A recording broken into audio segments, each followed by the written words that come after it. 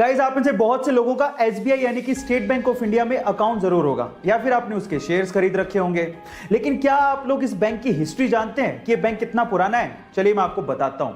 1806 में इस बैंक को बैंक ऑफ कोलकाता के नाम से खोला गया था। बाद में इसका नाम बदलकर बैंक ऑफ बंगाल कर दिया।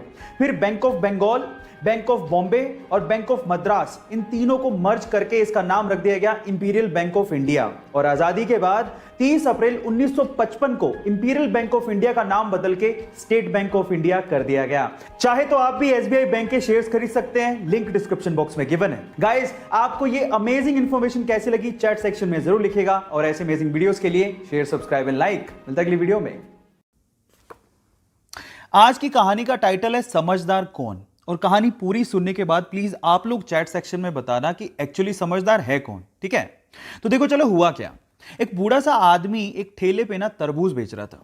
अब उसने तरबूज बेचने के लिए एक बोर्ड लगा रखा था और बोर्ड पे लिखा था एक तरबूज 30 रुपए का, लेकिन 3 तरबूज 100 रुपए के। ठीक है, अब वहां से ना एक बंदा जा रहा था, काफी यंग था, अपने आप को स्मार्ट समझता था। वो रुक गया, उसने बोर्ड पढ़ा और बोर्ड पढ़ने के बाद अंदर ही अंदर हंसने लगा और सोचने लगा कि चलो आज अंकल के मजे ले लेते हैं।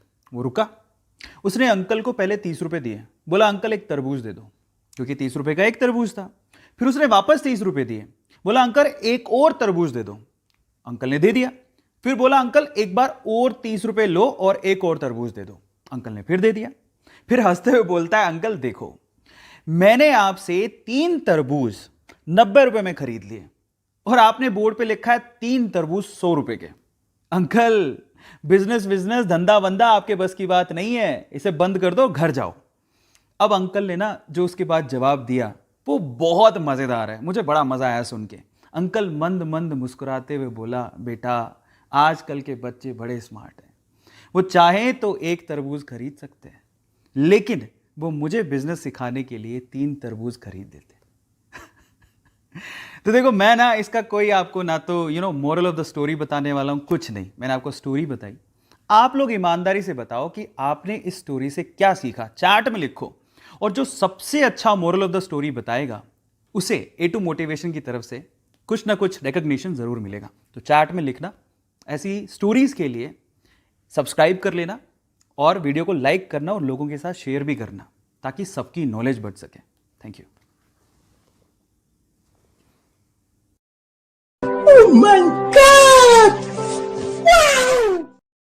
कोरोना के इस समय में उन परिवारों को बहुत ज्यादा झेलना पड़ रहा है जिनमें कोरोना की वजह से कमाने वाले की मृत्यु हो गई है, और अगर वो कमाने वाला किसी प्राइवेट जॉब में था तो ये तो और समस्या का विषय है। इसी बीच टाटा स्टील ने अपने कर्मचारियों के लिए कुछ ऐसी घोषणा की जिससे उन्होंने सबका दिल जीत लिया।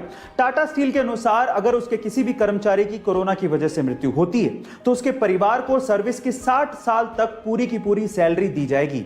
इसके अलावा परिवार को रहने के लिए घर दिया जाएगा और मेडिकल की सुविधाएं भी दी जाएंगी, और तो और उनके बच्चों के पढ़ाई का खर्च भी कंपनी ही उठाएगी। गाइस, टाटा स्टील की ये पहल आपको कैसी लगी चैट सेक्शन में जरूर लिखेगा, और ऐसे अमेजिंग वीडियोस के लिए शेयर, सब्सक्राइब एंड लाइक। मिलता है अगली वीडियो में।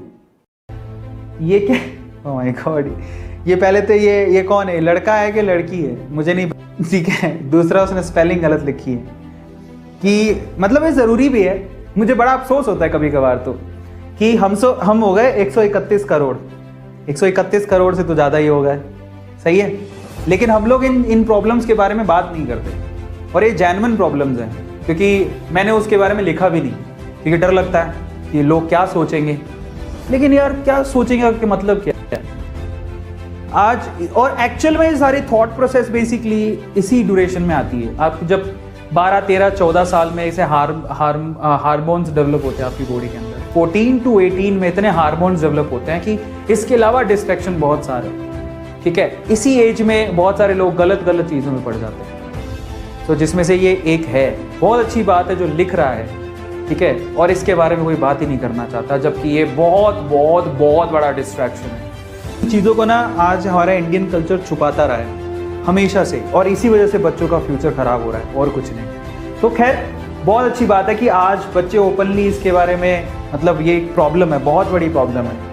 एक हार्मोन्स डेवलप हो रहे हैं धीरे धीरे, और आप उनसे मतलब लड़ोगे भी कैसे? ठीक है, नॉर्मल चीज़ें हैं, उनसे लड़ोगे भी कैसे? समझ ही नहीं आता। और ये डिस्ट्रैक्शन मैंने एक्चुअली लिखा नहीं, बल्कि ये डिस्ट्रैक्शन लिखना चाहिए था, girlfriend, boyfriend, this sort of videos जो लिखी थी, है ना। ये एडिक्शन बहुत ज़्यादा है, बहुत लोगों में है, लेकिन हम लोग बात नहीं करते। डर रहता है हमें कि कोई कौन क्या सोचेगा, जबकि ऐसा होना नहीं चाहिए, क्योंकि ये भी अपने आप में एक प्रॉब्लम है।